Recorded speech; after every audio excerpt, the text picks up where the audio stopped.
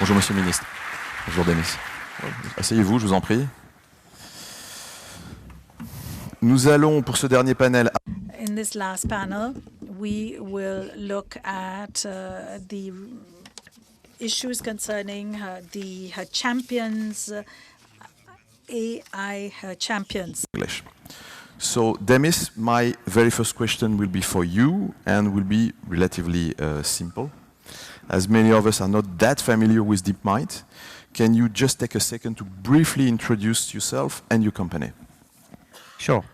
So it's great to be here. My name's Demis. I'm the founder and CEO of a company called DeepMind. We're based in London. We're a research organization that started in 2010. We're now part of Google, although we run completely independently.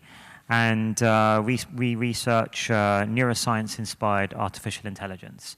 So we're trying to build general-purpose learning systems that can work across a wide range of different tasks.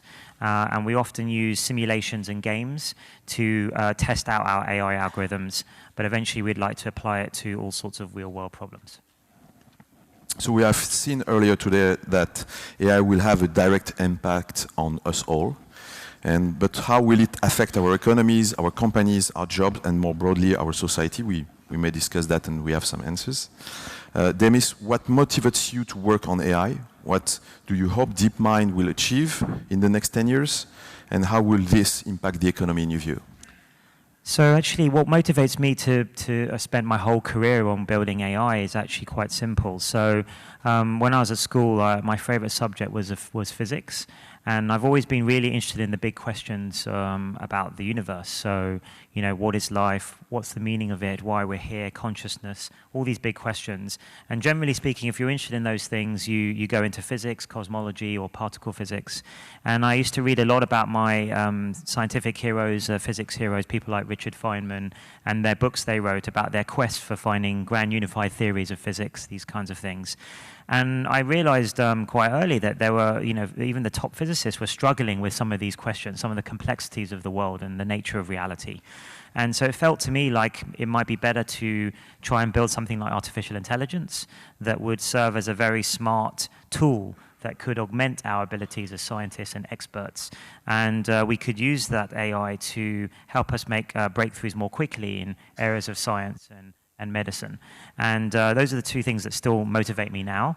And what's exciting now is that I think we're maybe on the cusp of, in the next 5-10 years, of seeing artificial intelligence. I think it's got powerful enough now and it's sophisticated enough that I expect there will be some great breakthroughs in other subjects, things like drug discovery, material design, these kinds of areas that used AI as a sort of tool and a component that led to those breakthroughs. So I'm very excited to see that, and we're working on some of those areas at DeepMind.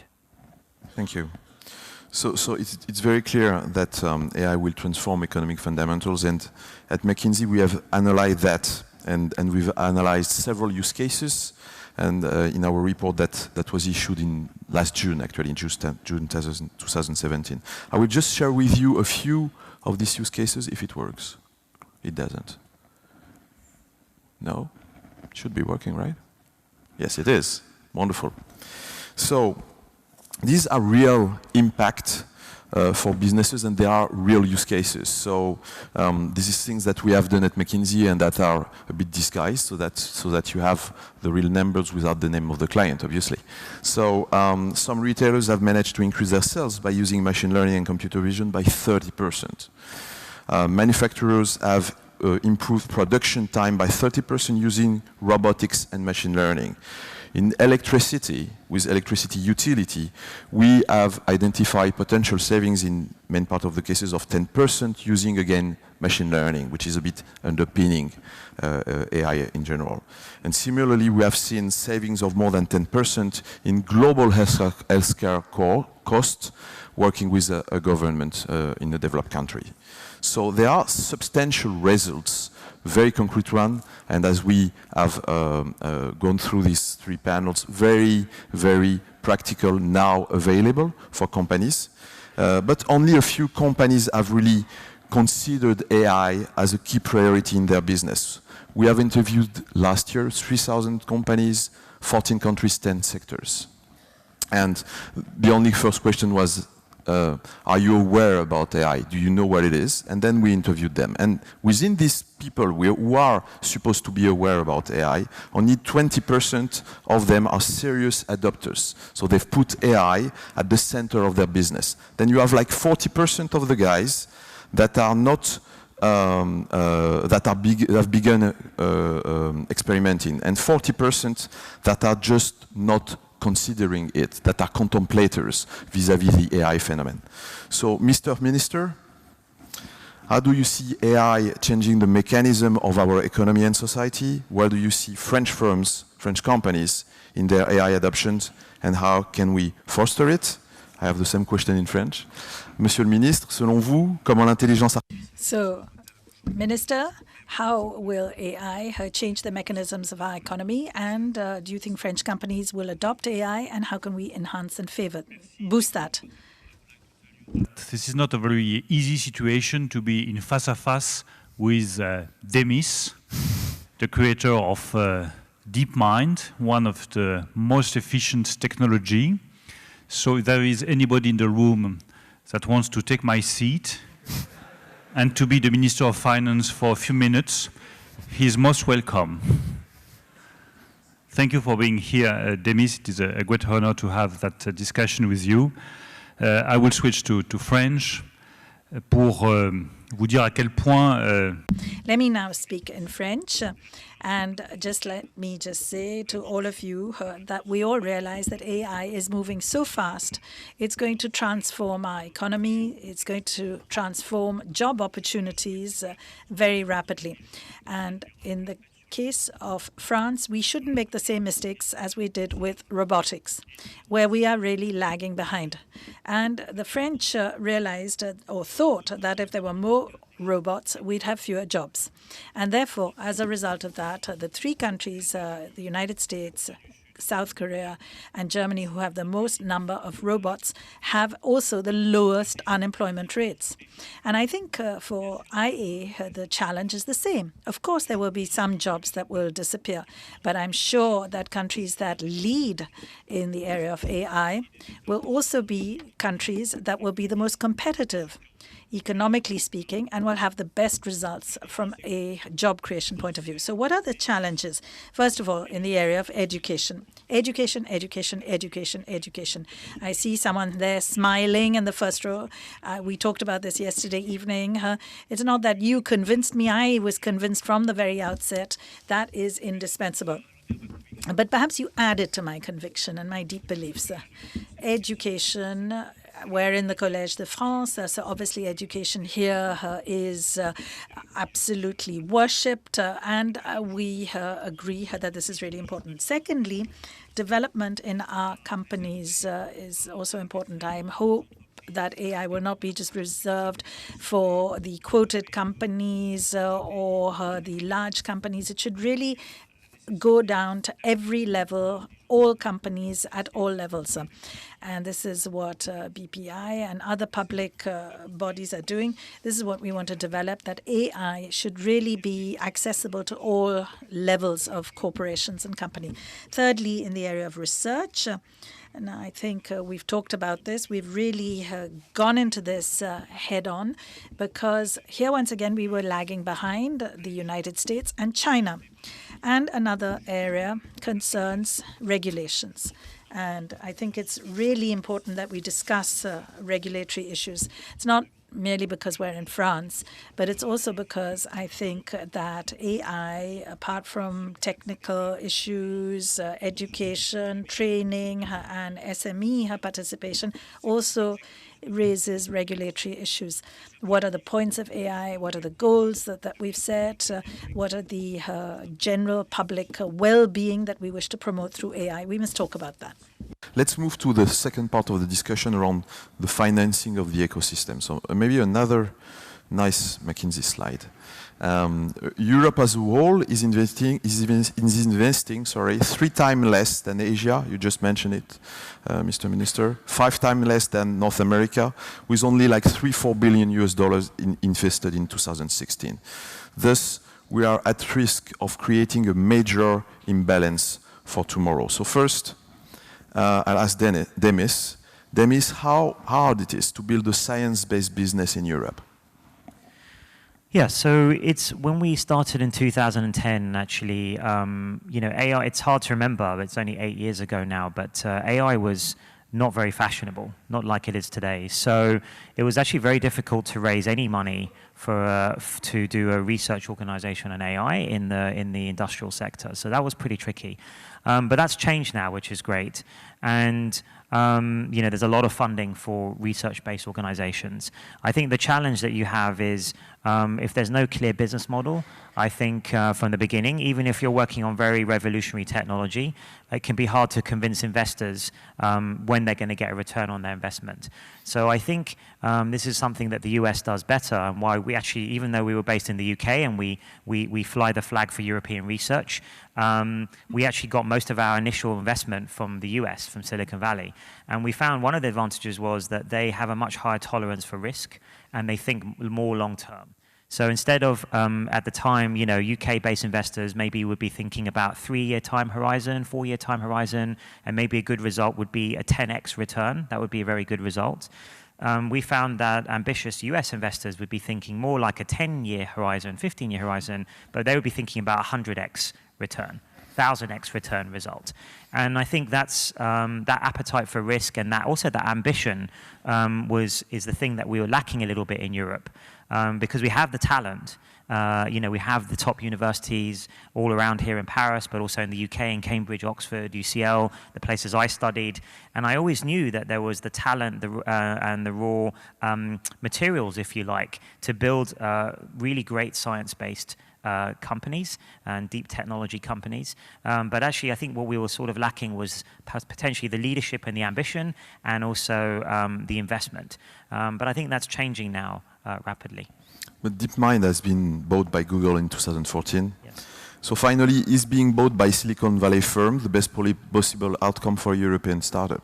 No, not at all. And actually, what I would like to say about that is we had a lot of options. We were bought by Google in 2014, but it was nothing to do with money or any pressures from our investors. Actually, they wanted all universally to continue and to put more money in to continue as an independent company. And we thought about that a lot. The reason we decided to team up with Google then was purely on a scientific basis, because we thought by utilizing all their resources, we could accelerate our research program and towards solving artificial intelligence. And this has really worked. I mean, if you look at our output in the last 4 years, we produced things like AlphaGo, several, half a dozen Nature papers, etc. So by any measure, our research output has been very good. And that's been turbocharged by, we expanded from 100 researchers to nearly 700 now. And the main reason we decided to go with Google was not about data or things which you might think. Actually, it's the compute power. So the ability to run our simulations and our algorithms at scale, perhaps even millions of experiments at the same time. So I think it really depends on the individual company and the individual situation. So for us, it made sense, but I think for other companies, I would like to see Europe build their own Googles and their own very large companies, and there's no reason why that can't be done. Superb. Mr. Minister, coming back to the imbalances that we have seen, how can we explain such a difference? What are the policies that you are foreseeing to encourage investments both in France and in Europe? And I can translate that for the audience. Monsieur le Ministre, qu'est-ce qui peut, selon vous, expliquer une telle différence dans les volumes? So, Minister, what are the steps that you can take to encourage investment in France and Europe? I fully share his point of view and his assessment on the current situation in Europe. We are waiting for the European Google. We are waiting for the European Amazon. We are waiting for European huge private companies in AI. And I think that we have all on the table to be as efficient as the great American companies. So now it's time to decide, and it's time to move on to have our own European Google. Je vais continuer en... Let me go on in French. When I look at these figures, I want to say, what a waste. What a total waste of intelligence, of public means, of everything. We have one of the best mathematics faculties in the world. Cedric Villani is a good example of what we can produce. And when you look at the figures more closely, when you look at the PhDs from France and Europe who leave and go to California, I'm sure the weather is very nice, but they could actually live here and have a fantastic professional career here as well. And what a waste when you realize that the French public is actually the taxpayer is paying for PhDs or students here who then actually go and work in America. I would much rather our taxpayers pay for people who are actually doing their research in French or European companies. And I'm not speaking out against Google or any of the other big firms. They're perfectly welcome in France. But I think it would be a better use for public money. So I think it's time we woke up. It's time that we found the right financial means to develop our own capacities in this area. On the question of startups, we are going to make available new financial means for the early phases of a startup. But the first challenge is the scale-up. What do we do so that these startups, after a couple of years, are not systematically bought by large digital companies? They are American mainly today, but they'll probably be Chinese in the future. So we have to invest much more. And this is the role of the BPI in France. And we've asked Nicolas Dufour, who's doing a fantastic job, to actually concentrate on that. We've also got a call on private funding. This is what I said yesterday. We've got to make sure that the French invest in shareholding and in capitals, in the equity of these startups so that they can have efficient scale-up so that we can get the right sort of scale that we want. And finally, large companies also have an important role. They need to also change their pay scales and their structure so that they can recruit properly. For the time being, this is very difficult. There's not enough agility. So it's very important for large companies to be able to adapt in that way. And finally, and this is the last subject that we're working on with the French president, concerns creating a breakthrough technology, disruptive technology pool. And this is something that we're going to be working on. And AI, of course, will be at the heart for the Innovation Fund for Disruptive Technology. People are saying that maybe the amount that you're putting in, which is 10 billion, is not enough. But will develop. Soon it'll be a Franco-German fund, then it'll be a European fund, so that in Europe we will have the equivalent of DAPA. That is, we will be able to actually innovate innovations that may not be really that exciting or profitable in a couple of months' time, but we will stay in the game. France is got to do this. China and the United States have their own models of development, and France has to stay in the race, and we are determined to be part of that race.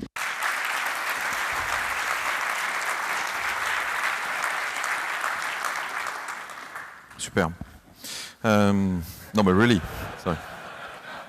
Vous avez bien fait de venir, hein? That was a genuine. Glad you came.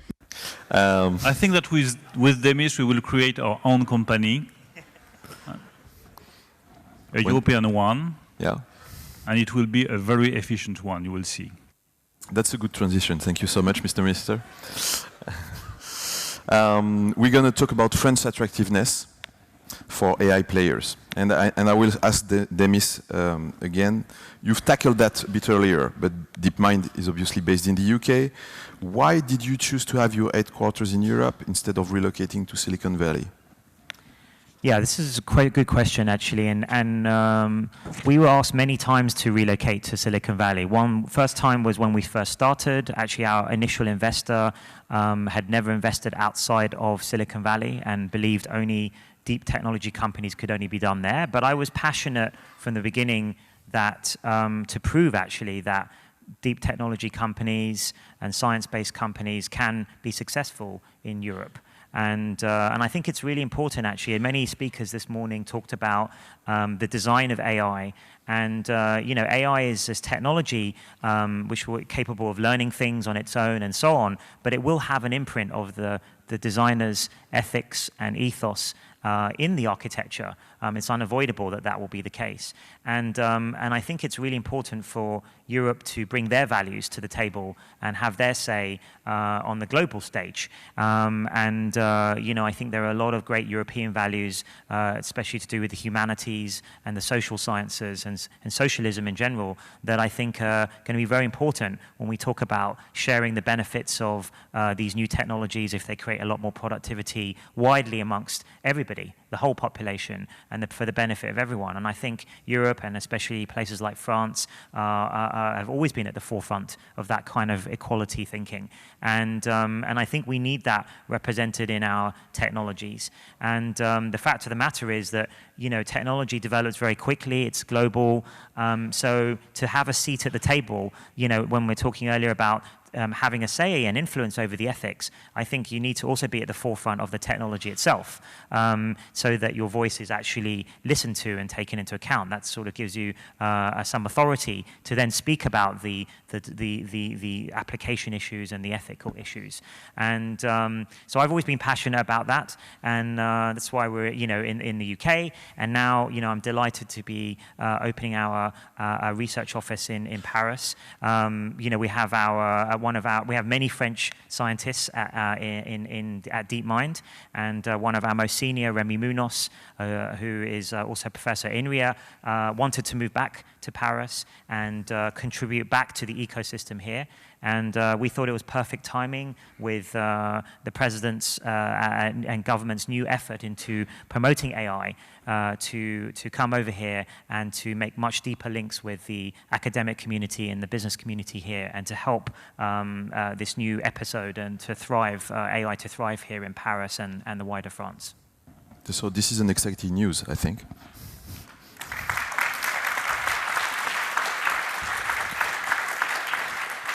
So, can you come back on that? Why did you specifically decide to open beyond Rémi Munoz, which I think yes. it's a great reason. So but I think can you it's comment on the because ecosystem? of the deep, you know, background in mathematics here. There's always been in France the Grand Écoles, INRIA, CNRS. And also because actually, you know, it was just 2.5 hours away, almost door to door on the Eurostar, because our headquarters in King's Cross.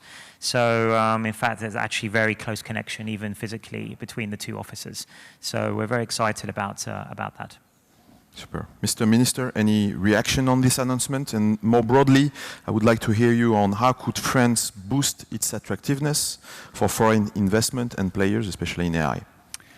Yes, I really think that's very good news, because when a big company decides to relocate some activities in Paris or wherever in France and create jobs, that's always good news for France and good news for French people.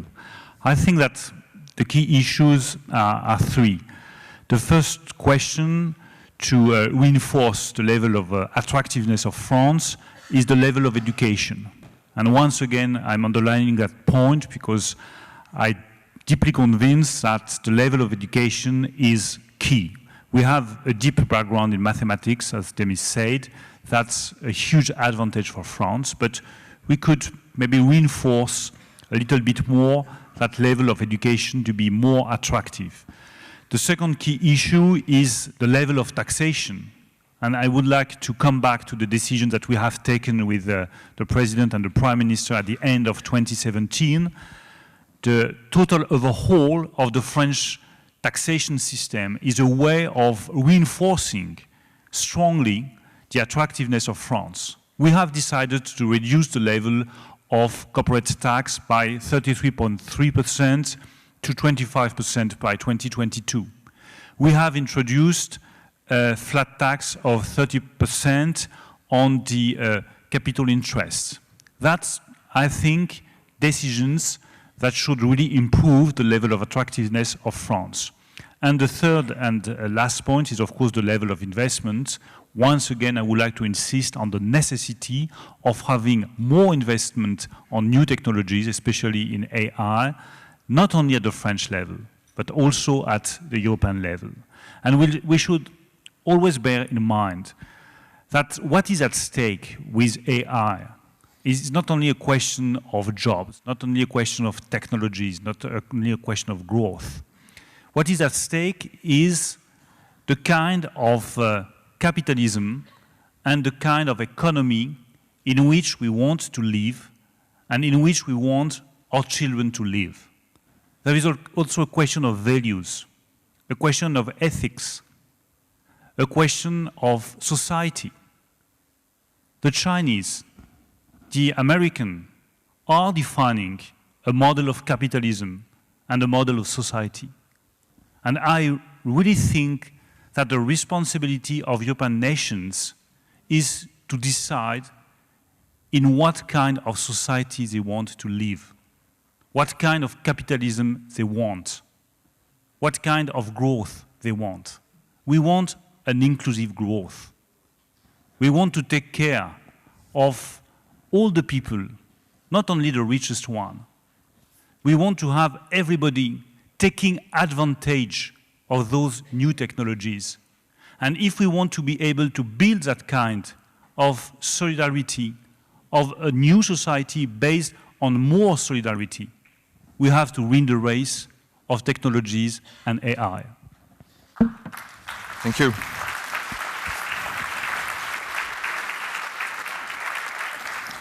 Thank you to both of you. Thank you, Mr. Minister. Thank you, Demis. Thank you. Thanks.